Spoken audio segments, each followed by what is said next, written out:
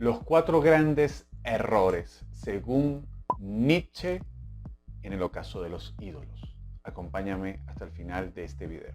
Amigos y amigas, ¿cómo están? ¿Cómo les va? Espero que estén súper bien. Yo muy bien, pero se puede estar mejor. Y claro que vamos a estar mejor porque hoy vamos a estudiar el 5º capítulo del texto de Friedrich Nietzsche, El ocaso de los ídolos, o también en su traducción El crepúsculo de los ídolos. Y quédate hasta el final de este video para que puedas ver cuáles son las advertencias que nos hace este filósofo, el filósofo del bigote y el martillo, sobre los errores que han cometido los teólogos y los filósofos ilustrados de su época. El primer error que va a decirnos Nietzsche es confundir las causas con los efectos. Y va a decirnos que este es el error más antiguo y más joven de la humanidad entera. Y le va a poner nombre y apellido a estos errores: religión y moral. Y además le va a poner nombre y apellido a los causantes de este error: los sacerdotes y los legisladores de la moral de la época que han introducido este error transversalmente a lo largo de toda la historia de Occidente. Hay que aclarar que cuando nosotros estamos hablando en este texto de religión o incluso de Dios, de lo que estamos hablando o de lo que está hablando Nietzsche es de la religión como la institución cristiana y por lo tanto el Dios cristiano. No tanto porque se vaya a meter con la figura de Jesús, sino con lo que han dicho con la figura de Jesús. Porque incluso, y esto lo he mencionado en diferentes videos anteriores, Nietzsche incluso habla bien de el Dios hebreo, incluso del Antiguo Testamento. Esto lo he mencionado en otras ocasiones, en un pasaje de la genealogía de la moral, donde él dice: en ese Dios del Antiguo Testamento veo un pueblo heroico y tiene una relación con ese Dios que yo veo bien, dice. O sea, él no está hablando en este capítulo de, digamos, un Dios universal, está hablando de una institucionalidad que ha provocado la debilidad y el agotamiento del hombre, de la mujer en Occidente. Hay que siempre entender a qué se está refiriendo o cuáles son los términos básicos de la filosofía nietzscheana para entender el contexto de lo que está diciendo y sobre todo a quién está atacando Nietzsche, a quién le está pegando con el martillo. Él va en este primer error decirnos que hay un pecado original de la razón, que es la sinrazón inmortal. Y esto básicamente es un poco la psicología. Este texto, este capítulo va a estar, si eres psicólogo o te gusta la psicología, te va a encantar porque está plagado de una concepción psicologista. Él va a decirnos, esta psicología del premio y el castigo: si haces esto, si te portas bien, te va a ir bien; si haces esto y te portas mal, se te va a castigar. El premio y el castigo. Y va a decirnos toda la moral y la religión occidental, es decir, el cristianismo, y es decir, la iglesia, va a fundamentarse en esta psicología que lo que provoca precisamente es el debilitamiento de la fuerza del instinto volitivo, del instinto de ese Dionisio en uno. Y por eso va a decirnos en este capítulo que un hombre feliz y bien constituido tiene que discernir sobre lo que tiene que hacer y lo que no tiene que hacer, incluso hasta instintivamente. Y que precisamente su virtud es el efecto de su felicidad. Y va a decirnos: toda degradación, degeneración de los instintos es una degeneración de la voluntad. Y él se va a meter con este problema en todo el capítulo. Y suscríbete. El segundo error que va a decirnos es la causalidad falsa. Y va a decirnos que en todos los tiempos se ha creído, subrayo, creído, que existen unas causas y que hay una relación entre esas causas y algo que está sucediéndose dentro de la persona o dentro de los hechos internos. a pesar de que ninguno de esos hechos internos y esas causas han sido demostradas en el mundo de los hechos. Y estos hechos internos van a ser nada más y nada menos que primero la voluntad, segundo la conciencia y tercero el yo. El yo como en términos de sujeto. Y va a decirnos que el mundo interno está lleno de fantasmas. Es muy curioso porque incluso si esto lo contrarrestamos con el primer capítulo de la genealogía de la moral que nombrábamos ahora, él va a comenzar diciendo que hay que autoconocernos y hay que descubrir y conocer qué es lo que tenemos dentro. Entonces, bueno, él va a decir, el mundo interno está lleno de fantasmas, pero en otro texto nos dice, hay que conocer qué es lo que hay en nuestro mundo interno.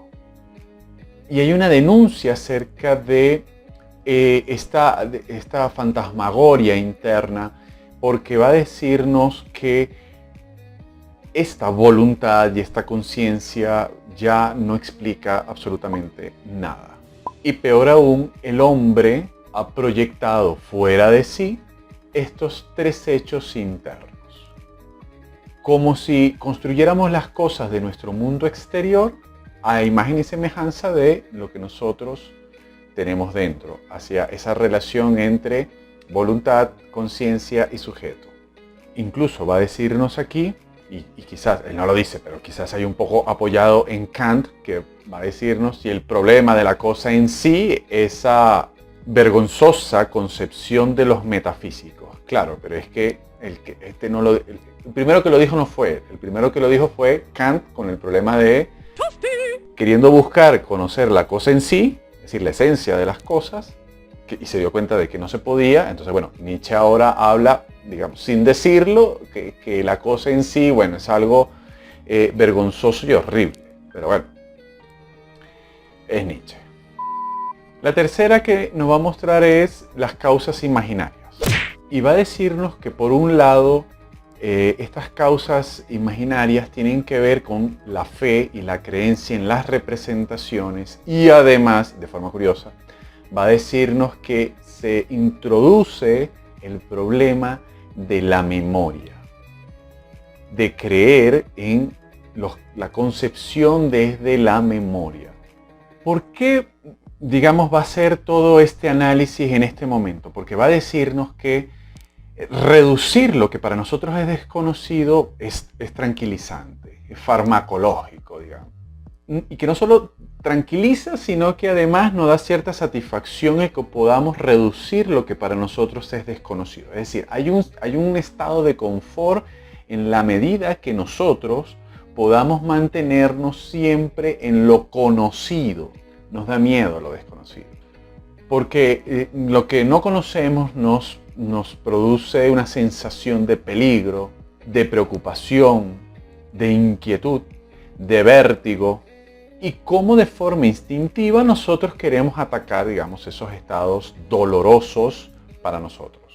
Entonces hay un instinto de causalidad que nos condiciona la forma en que nos relacionamos con el mundo, producto de este sentimiento o esta sensación de miedo y pavor.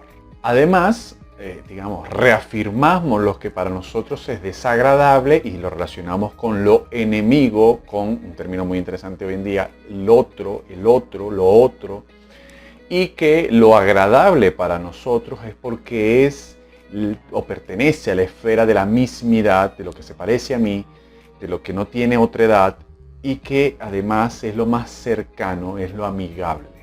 Es decir, nosotros necesitamos a través de la razón ordenar el mundo. ¿Qué es para nosotros lo amigable y cuál es el enemigo? ¿Qué es para nosotros lo agradable y desagradable? ¿Dónde está el que hay que atacar y el que hay que tener más cerca? Toda esta concepción de ordenamiento de la realidad, va a decirnos Nietzsche, tiene muchísimo que ver con el fundamento de lo que para nosotros es placentero y desagradable. Y adivinen qué, este ha sido el instrumento que la religión y la moral han utilizado como psicología del terror, como psicología del error, para poder imponernos una forma de pensar occidental que la ilustración, porque recuerden que Nietzsche siempre está atacando al ilustrado, al pensamiento de la ilustración. Nietzsche va a irse contra la ilustración, contra la institución religiosa del momento. Por eso va a denunciar el nihilismo y va a denunciar la muerte de Dios producto de este pensamiento ilustrado que ha aniquilado a Dios, porque esto ya lo expliqué en el video que te lo dejo por acá, ha aniquilado a Dios, porque lo dice en la Gaia Ciencia y en Así habló Zaratustra, porque ha suplantado a Dios por la razón ilustrada, coartando y debilitando al humano en que pueda convertirse en un sobrehumano, en este Übermensch, que se tradujo, como hemos dicho en otros videos, de mala manera como el superhombre. Pero si te interesa saber esto, también te voy a dejar por acá el video de la explicación de qué es un Übermensch, este sobrehumano, este superhombre, y no solamente qué es, sino además cómo poder comenzar a hacerlo. Porque en última instancia la filosofía de Nietzsche también, como es vitalista y tiene que ver con la vida, es obviamente para él algo muy, muy práctico. Y suscríbete. El último error que nos va a denunciar Nietzsche va a ser el error de la voluntad libre. Y tiene que ver con esta psicología de imputar responsabilidades. Si hemos hablado de la psicología del terror y el error acerca del premio y el castigo, si te portas bien te premio, si te portas mal según la moral te castigo, todo este instinto, toda esta búsqueda de buscar responsables tiene que ver con el instinto de juzgar y castigar. Esto, digamos, si hay alguien que le puso lupa a este problema va a ser Michel Foucault con el texto de 1975, Vigilar y Castigar, y cómo se produce a través del encierro y el castigo un conocimiento. Si te interesa este tema de Vigilar y Castigar en Michel Foucault, te lo dejo por acá, que está increíble. De hecho, me parece que es el texto más consumido, más comprado y más leído de Michel Foucault. Sí. En este texto va a decirnos algo bastante curioso. Ya te voy a decir por qué curioso. Porque va a decirnos la doctrina de la voluntad se ha creado como una doctrina para crear responsables y culpables y castigar. Y ustedes me podrán decir, pero esto suena muy raro porque yo sé que Nietzsche tiene que ver con la voluntad de poder. Bueno, déjame decirte que este texto de la voluntad de poder, como he dicho en otros videos y en los artículos de mi web, es un texto que no lo escribió Nietzsche, sino que fue una recopilación de su hermana Elisabeth Foster Nietzsche.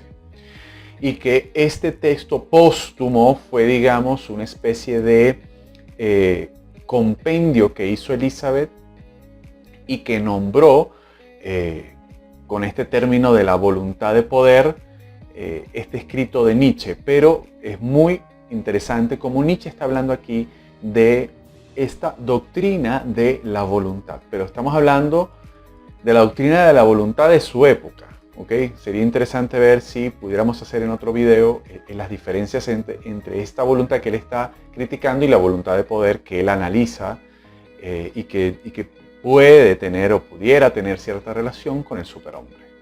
Ya finalizando, va a comenzar a agarrar ese martillo hidráulico y va a decirnos que no hay mayor adversario para él que estos teólogos y legisladores morales que han creado el orden moral del mundo.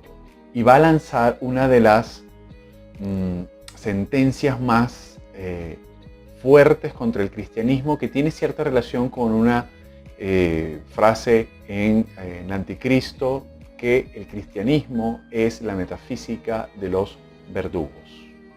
Y claro, como él está haciendo toda una crítica, digamos, a esta forma de pensamiento y esta forma moral de vivir, él va a decir, no, bueno, ¿y qué aportamos nosotros? ¿Cuál es nuestra doctrina? Bueno, va a decirnos que todas estas cualidades que tiene el hombre y la mujer no tiene nada que ver, no se le entregan ni los padres, ni la sociedad, ni Dios.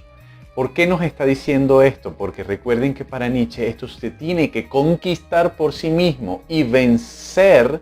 Esto tiene mucho que ver con el Übermensch, y hay que vencer sus propias debilidades y sus propios instintos que van en contra de esa superación personal.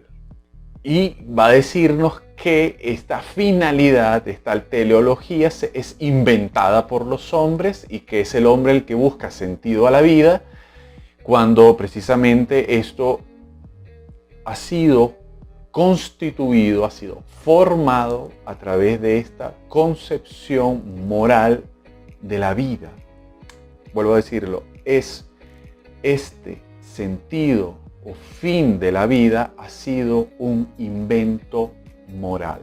Él no está diciendo que la vida no tiene sentido. Él está diciendo que el sentido que nosotros le vemos a la vida es precisamente un invento moral. Es decir, él está haciendo otra pregunta y está haciendo otra crítica. Está haciendo la crítica desde otro lugar. Y curiosamente va a lanzar una frase muy interesante y que veremos en los próximos capítulos si lo vuelve a tocar, que dice: nosotros somos parte de un todo y no existe nada fuera de este todo. La única libertad que nosotros tenemos es en no responsabilizar a nadie. Y él está haciendo esta crítica porque no solo no debemos responsabilizar a nadie hacia afuera, hacia el otro, sino tampoco permitir que nos responsabilicen a nosotros y que nos castiguen por nuestra búsqueda de vencernos a nosotros mismos y de conquistar nuestra propia vida. La filosofía de Nietzsche se trata de esto, conquistar la propia vida y no dejar que nos debiliten con la imposición de un ordenamiento del mundo que viene desde afuera, porque eso nos coarta la libertad de poder ejercer nosotros esa fuerza de voluntad interna e instintiva, ese Dionisio que va, digamos, a complementar a Apolo, que es el que ordena el mundo, para nosotros poder vencer, vencedores de nuestra propia vida.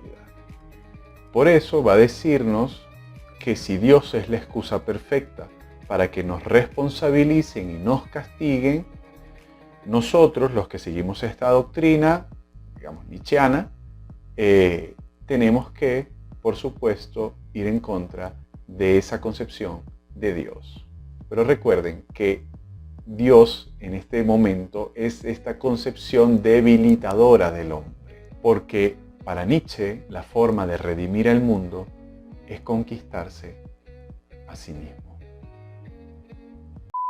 Muchísimas gracias por quedarte hasta el final de este video. Te voy a colocar por acá el botón de suscripción por si todavía no lo has hecho y te dejo la lista de reproducción del estudio que estamos haciendo en el libro del ocaso de los ídolos y te pongo un playlist que sé que te va a encantar. Así que nos vemos en el próximo video.